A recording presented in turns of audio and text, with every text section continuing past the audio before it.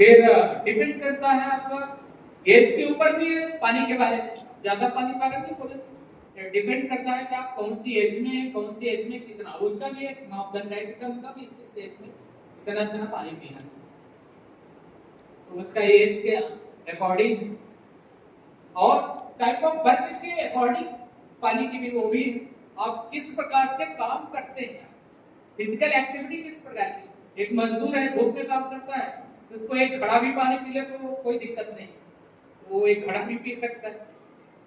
तो ऐसा पानी के बाद, तो पानी जो है इम्यून सिस्टम को मजबूत करने के लिए पानी की बहुत आवश्यकता है।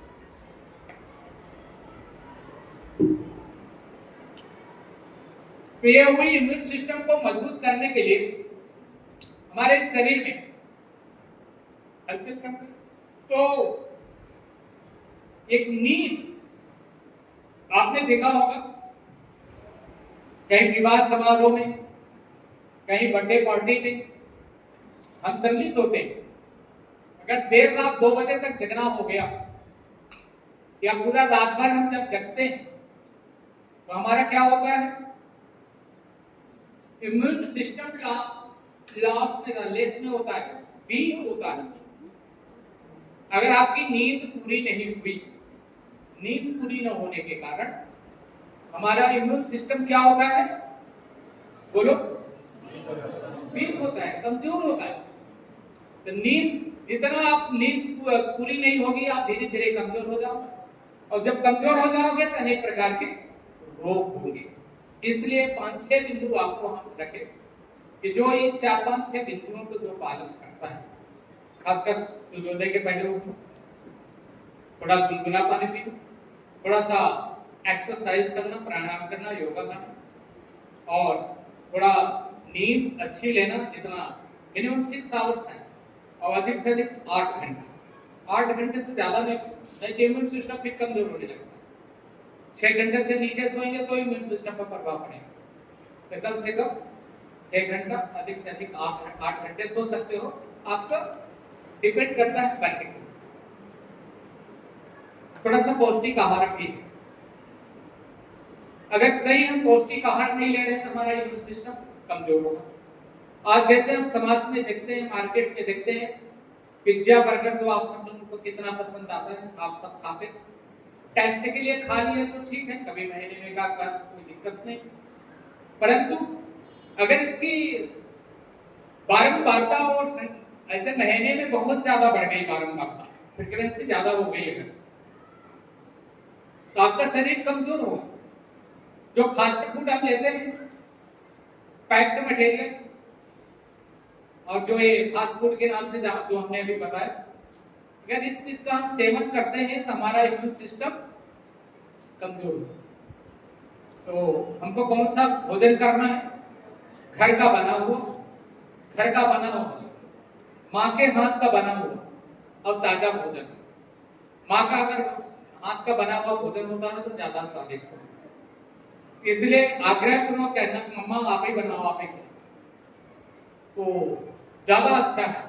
आज प्रचलन इसका बढ़ता जा रहा है कि ऐसे जो इधर चेयर में बैठे हैं वो भी माँ का मिला तो ठीक है, नहीं तो पत्नी का भी मिला तो ठीक है, नहीं मिला तो घर में जो लगी है वो बनाएगी। कुछ किस मूड से वो बनाती है भोजन, तो वो बनाने का किस मूड से बनाया हुआ भोजन है, वो एक प्रभाव पड़ता है भोजन पर। दूसरा भोजन को प्रभाव पड़ता है कि किस मूड से खा रहे हैं, ये भी डिपेंड करता है। आप नमक रोटी भी खाओगे, थोड़ा कुछ भी ऐसे कम भी अगर फूड मटेरियल कम है तो भी वो एक बार चल जाएगा। अगर आपका मूड सही नहीं है, सही मन से नहीं खाए, तो शायद वो जो भोजन से अमृत बनता है वो सब विषम तत्व में इसी शरीर में परिवर्तित होने लगता है। वही सारे जो हमारे शरीर के अंदर काम करने वाले जो पार्ट्स हैं वही फिर उल्टा काम करना शुरू कर देते हैं अगर आप सही रूप से नहीं खाए। इसलिए हमको सबको ध्यान देना है कि सही भोजन सही मन से खाना, सब प्रकार का भोजन करने की आदत लगाना। ये आरोग्य भारती बोलती है, शास्त्र भी बोलते हैं। क्या है कि हमको कुछ विशेष डिशें पसंद है, बाकी नहीं पसंद है, तो उतने फल फूल की जरूरत है, धनिया के पत्ती भी उतने चाहिए। कुछ बच्चों को देखते हैं धनिया की पत्ती छाट छाट करके वो निकाल के अलग रख देंगे, कहीं फली के दाना है, मूंगफली के दाना है, उसको अलग कर देंगे। तो ऐसे किसी को दूध न पीने की है, किसी को छाछ पीने की नहीं है, इसलिए आरोग्य भारती बोलती है कि सभी प्रकार का भोजन करने की हम सबकी आदत पड़े। ये सब बातें बताने के लिए आरोग्य भारती काम कर रही है। आप विदाउट मेडिसिन अगर चाहते हो कि नहीं चाहते हो कि हम स्वस्थ रहें, दवा के आधार पे स्वस्थ रहना चाहते हो कि मेडिसिन के आधार पे? विदाउट मेडिसिन की दवा से आप स्वस्थ रहना चाहते हैं। तो विदाउट मेडिसिन से अगर हम स्वस्थ रहना चाहते हैं तो जो 5-7 दिन, बहुत सारा दिन तो नहीं है स्वस्थ रहने के लिए, इन्हीं चीजों का जिस बच्चों ने पालन किया वो हमेशा स्वस्थ बने रहेंगे, पढ़ने भी मन लगेगा। जब हमारा शरीर स्वस्थ नहीं है तो दुनिया का हम कोई भी काम नहीं कर सकेंगे, विश्व का कोई भी काम नहीं कर सकते। अगर हमने बीमार पड़ गए, न पूजा कर सकते, न पढ़ाई कर सकते, न खेत का काम कर सकते, न डॉक्टर इंजेक्शन लगा सकते। डॉक्टर भी बीमार पड़ गए तो कैसे इंजेक्शन लगा? तो दुकानदार दुकान भी नहीं खोले। तो दुनिया का कोई भी काम किसके कौन से शरीर पर निर्भर है? बोलो। दुनिया का कोई भी काम, पढ़ाने वाले टीचर है, अगर वो बीमार पड़े तो पढ़ाने आएंगे क्या? नहीं आएंगे, कोई काम नहीं होने वाला। इसलिए शरीर को स्वस्थ रखना पहला अपना काम है। पहला काम क्या है? पहला काम क्या है? शरीर को स्वस्थ रखना। ये है, बाकी काम बाद के। क्या हो, किसकी जिम्मेदारी है? इसकी न डॉक्टर की जिम्मेदारी है, न माँ की जिम्मेदारी है, न पिताजी की जिम्मेदारी है। किसकी जिम्मेदारी है? तो उसको अंग्रेजी में कहा my health is my responsibility. बोलो, my health is my responsibility. समझ में आ गया? किसकी जिम्मेदारी है? आप अगर हर परिस्थिति में, हर समय कुछ न कुछ, सबको स्वस्थ रहने के लिए हमारा दिमाग जाना चाहिए कि हम स्वस्थ रहने के लिए क्या कर सकते हैं। ठीक है, एक विषय हमने पूरा किया। आपको अपने जीवन में, यहां सब बीएड के लोग हैं, है ना? आप अपने चाहते हो कि अपने जीवन में मैं प्रोग्रेस करूं, आपको लगता है कि अपने जीवन में हमको आगे बढ़ना है कि पीछे जाना है? प्रोग्रेस करना है। हाँ या नहीं? बोलो, प्रोग्रेस करना है। जो वही है, डॉक्टर रहे, इनको भी प्रोग्रेस करना है। कोई स्कूल खोल के रखे, उसको भी प्रोग्रेस चाहिए। ये विद्यालय सरस्वती शिशु मंदिर है, इसको भी प्रोग्रेस चाहिए। हर एक के लिए प्रोग्रेस चाहिए। विद्यार्थी के लिए प्रोग्रेस चाहिए कि नहीं? आप करोगे? प्रोग्रेस करोगे? तो फिर बताओ, नहीं तो हम स्वस्थ रहने के लिए बता चुके। बोलिए, आपको सुनने की इच्छा है कि हम अपने जीवन में प्रोग्रेस करें, तो मैं बताऊं या ना बताऊं? बताऊं? सब सुनने के लिए तैयार है? चलो, नंबर 2, एक हो गया, सुनने के लिए तैयार। दूसरी बात, जो मैं बताऊंगा करने लायक है, पहले हमने उसको डाल दिया, करने लायक है। मैं बताऊंगा उसको करोगे क्या, पहले ये शर्त दूसरी होगी। हमारी शर्त हो गई दूसरी। आप करने के लिए बोलोगे तब हम बताएंगे, नहीं तो क्यों बताएं?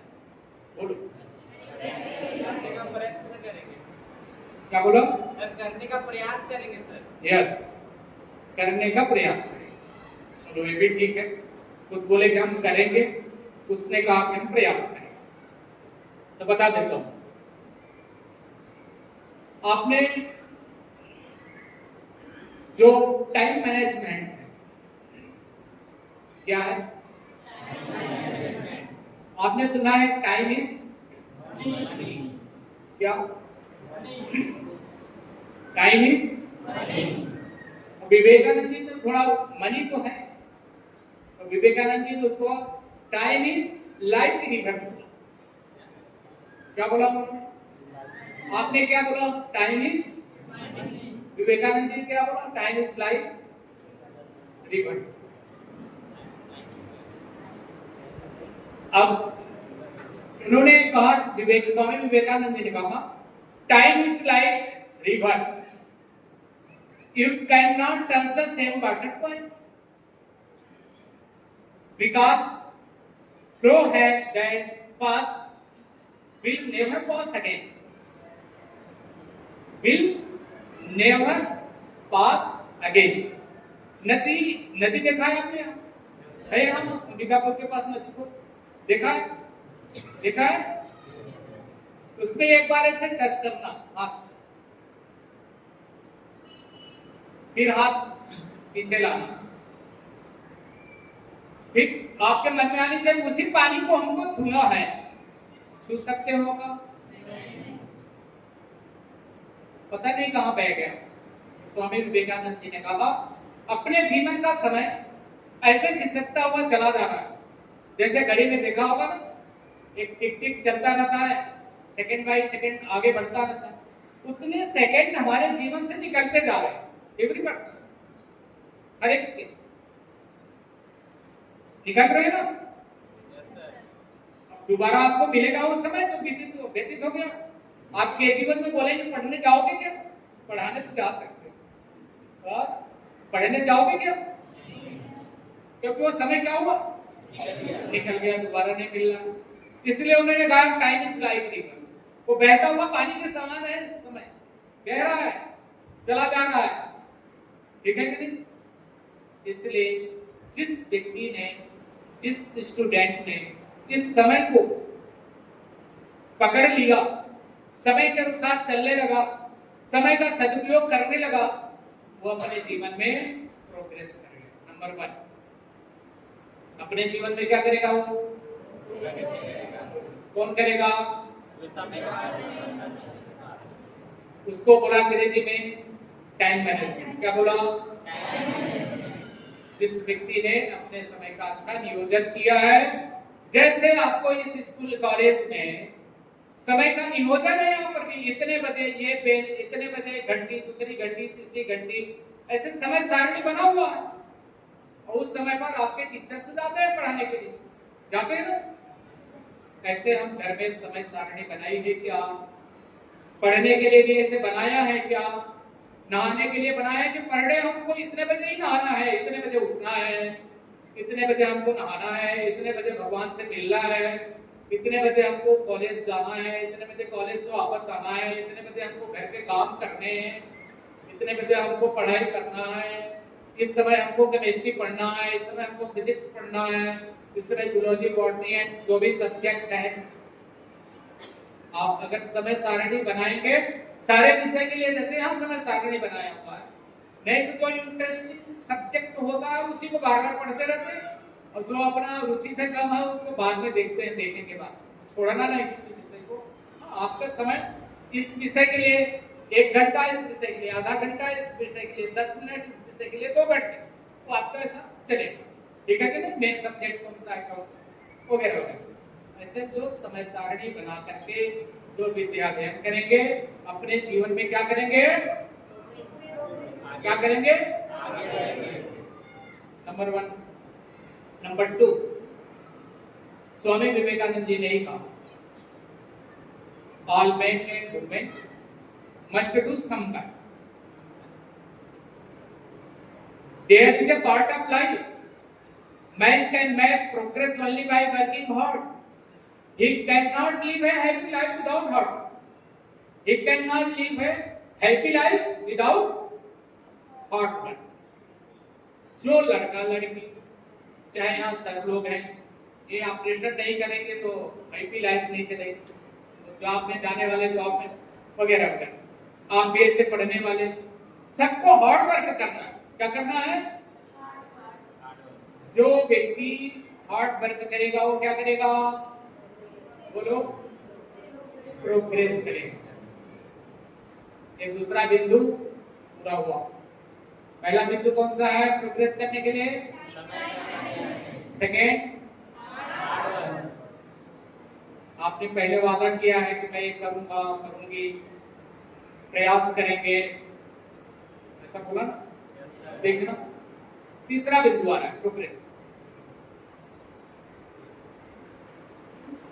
तीन ऐसे लोग होते हैं अपने जीवन को बढ़ाने वाले। पहला मां, दूसरा पिताजी, तीसरे गुरुजन, जो यहाँ पढ़ाने वाले टीचर्स। आचार्य बोलते हो, क्या बोलते मालूम? दीदी बोलते हो, क्या बोलते? बहन जी, दीदी, मैडम, जो भी मैडम नहीं बोलते, मैम ये भी बोलते। ठीक, ये लोग जो है तीन, किनका बोला हमने? माँ, पिता, गुरु बोलो, सब आता है। ठीक है, ये तीन जो हैं ये क्या होते हैं? हमारे जीवन को प्रोग्रेसिव करने वाले होते हैं। कौन होते हैं? आगे बढ़ाने वाले होते हैं। कि नीचे ले जाते हैं। ये लड़की थोड़ा सा कम पढ़े, ये लड़का कम पढ़े, ये फेल हो जाए, ऐसा गुरु चाहता है क्या? हर एक टीचर चाहता है मेरा पढ़ाया हुआ छात्र कहीं भी जाए और इस सरस्वती शिक्षा मंदिर, विद्यालय, महाविद्यालय में बैठे, आप महाविद्यालय का नाम रोशन करें। ठीक है कि नहीं? ये तीन ऐसे होते हैं। अब इनके लिए करना क्या है? तीन तो है, तो करना क्या है इनके लिए? इनका ये करना है, केवल एक बात करनी है, ज्यादा नहीं करना है, एक एक बात बताने वाले। उनके लिए क्या करना, तीनों के लिए क्या करना बता, और तीनों पर वही वाक्य लागू होगा सबके ऊपर। इनकी बातें मानना, इनका सम्मान करना, बस दो सब। बातें मानना, इनकी बात मानना, और दूसरा जो व्यक्ति, जो बॉयज एंड गर्ल्स कोई भी है जो इन तीनों का सम्मान नहीं करते, तीनों की बात नहीं मानते, अपने जीवन में कभी प्रोग्रेस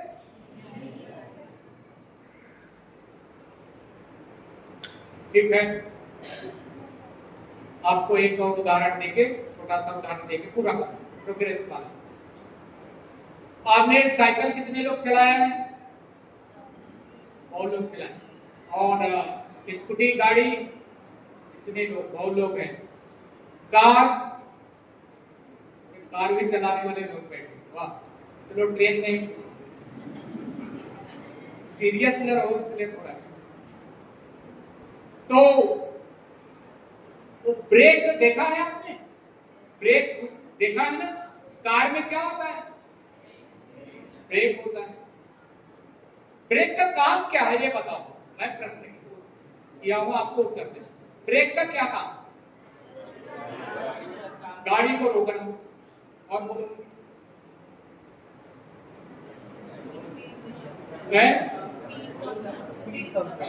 स्पीड कम करना और एक्सीडेंट से बचाना है सब।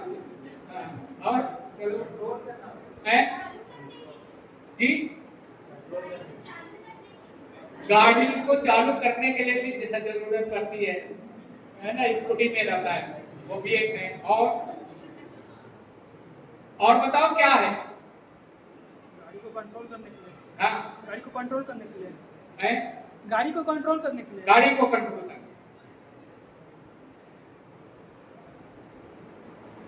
और कुछ बोलोगे? गाड़ी को कितना रफ्तार से भगाया है और उसका नियंत्रण करता, उसके साथ भगा सकते। इतना तेज भगा सकते।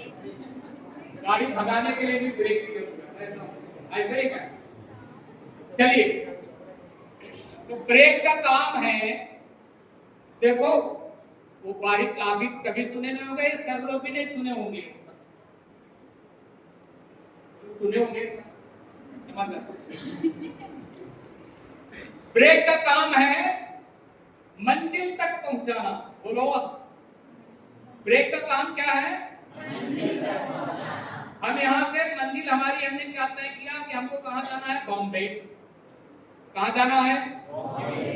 हमारी मंजिल क्या तय हुई? कहां जाना है? बॉम्बे। तो कौन पहुंचाएगा? ब्रेक पहुंचाएगा। कौन पहुंचाएगा? ब्रेक। बोलो बोलो, हम भी नहीं टालने वाले, जो बोल रहा हूँ सही बोल रहा हूँ, सत्य बोल रहा हूँ, अभी आपको स्वीकार करना पड़ेगा, सही बोले सर। ब्रेक काम क्या है? मंजिल तक पहुंचाने का काम करते हैं। जिस दिन गाड़ी से ब्रेक निकाल दो, कार, मोटरसाइकिल और साइकिल, फिर कौन चल बॉम्बे पहुंचा, ठीक है। ब्रेक का काम क्या है? मंजिल तक पहुंचाना। अच्छा है जी, ठीक है ना। ऐसे हमारे जीवन में भी ब्रेक है।